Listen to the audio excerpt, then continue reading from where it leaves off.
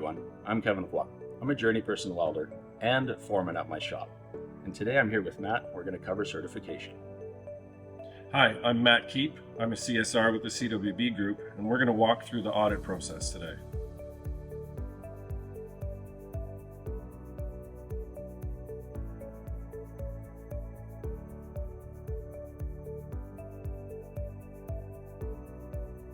So Matt, I have a CSR coming to the shop later today.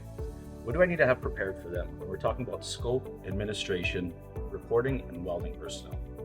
So for the administration and paperwork side, we're going to want to see that your scope is worded correctly, that you're able to provide us with suitable documentation concerning your welders and their qualifications, your engineer's report, and ideally any letters of validation for subcontractors that you might use.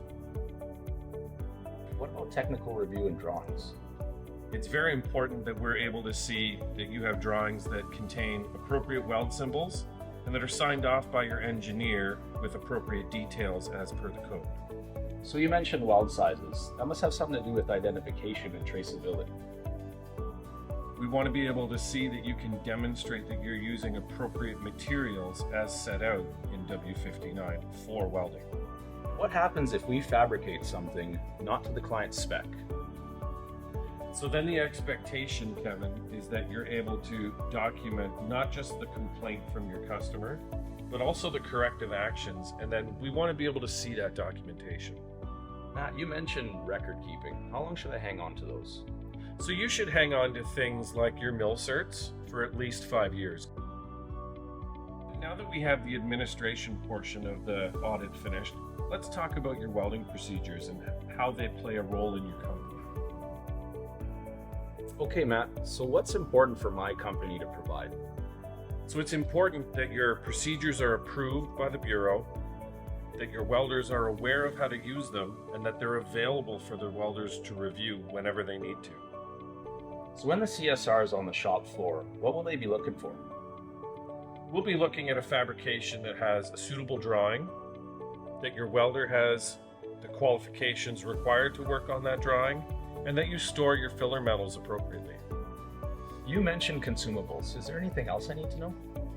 So other than storing your stick electrodes in an appropriate oven with the correct temperature, we're going to want to see that your filler gas combo is covered by your data sheets, as well as regular maintenance logs for your equipment.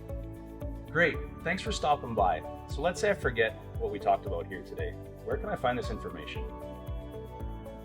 So all of our standard forms are available at CWBgroup.org, and you can also access the audit preparation checklist. It's a little lengthy, but it will definitely give you suitable guidelines for preparing for another audit. You can also contact your local CSR with any questions you might have. Cool, so when will I see you again? Generally, the audit cycle is a maximum of every 6 months or 180 days. Hopefully, I see you before then. I hope you found this video informative. I'm Kevin, this is Matt. Thank you very much.